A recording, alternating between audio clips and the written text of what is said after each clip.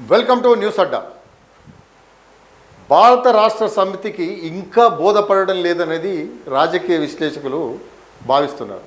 ఎందుకనంటే గత చరిత్రలు జరుగుతున్న చరిత్రను కూడా వాటిని మననం చేసుకోవడం, ఆ చరిత్ర ఇంతవరకు పడటం లేదని చెప్పేసి కూడా వ్యాఖ్యానాలు వినిపిస్తున్నాయి. అయితే అధికారంలోకి వచ్చిన తర్వాత, రాకముందు, అధికారం పోయిన తర్వాత, పోకముందు రాజకీయ పార్టీల నాయకులు చేసే కామెంట్లకు చాలా ప్రాధాన్యం ఉంటుంది. అసలు ఇప్పటి వరకు అధికారంలోకి రాని పార్టీ ఏమైనా చెప్పినా ప్రజలు విశ్వసించేందుకు అవకాశం ఉంటుంది. కానీ 10 ఏళ్ళు 15 ఏళ్ళు అధికారంలో ఉన్నవారు ప్రజలకు చెబుతున్న మాటలు, ఇస్తున్న వాగ్దానాలను ఏ మేరకు ప్రజలు విశ్వసిస్తున్నారన్నది సందేహమే. ఎందుకంటే నాయకుల కంటే ముందు నేడు సోషల్ మీడియా జనాల మధ్యకు వెళ్ళిపోయింది. దీంతో ఒక్కసారి అధికారం వెలగబెట్టిన తర్వాత మరోసారి అధికారంలోకి వచ్చేందుకు నాయకులు చేస్తున్న వాగ్దానాలపై జనాలు ఓ కన్నేసి ఉంచుతున్నారు. ఇటీవల పశ్చిమ బెంగాల్లో తృణమూల్ కాంగ్రెస్ ఘోర పరాజయానికి కారణం ఇదే. 15 ఏళ్ల పాటు అధికారంలో ఉన్న మమతా బెనర్జీ మహిళలను గాలికి వదిలేశారు.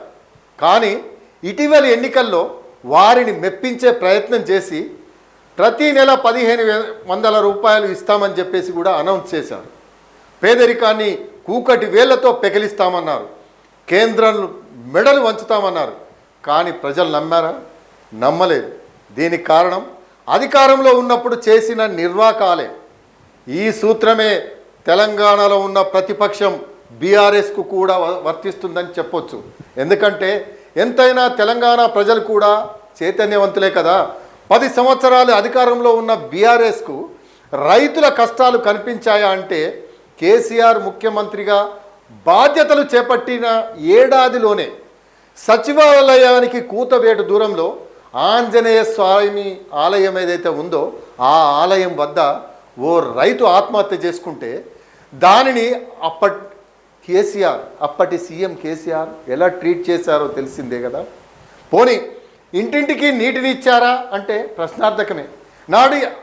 నాడు అధికారంలో ఉన్నప్పుడు రైతులు, నీళ్లు, నియామకాలు వంటివి చిన్న సమస్యలుగా మారాయి. కేంద్రంలో చక్రం తిప్పడం, జాతీయ రాజకీయాలు చేయడం వంటివి పెద్దవిగా ఆయనకు మారినాయి. కట్ చేస్తే ఇప్పుడు చరిత్ర మరచిన బీఆర్ఎస్ ఇంటింటికి 24 గంటలు నీటిని ఇస్తామని, రైతులను కడుపులో పెట్టుకుంటామని, ఆ విధంగా చూస్తామని చెబుతోంది. కానీ మంచిదే, మరి ఈ మార్పు కావాల్సిందే. కానీ ప్రజలు హర్షిస్తున్నారా? ఒకవేళ జనాలు మర్చిపోయినా వారికి గుర్తు చేస్తున్న సోషల్ మీడియాను ఎవరు తుడిచేయగలరు? సో చరిత్ర బోధపడకపోతే, ప్రజల సమస్యలు పట్టకపోతే ఇదే విధంగా ఉంటుంది. దీని నుంచి బీఆర్ఎస్ పాఠాలు నేర్చుకుంటేనే భవిత ఉంటుందని రాజకీయ విశ్లేషకులు చెబుతున్న మాట.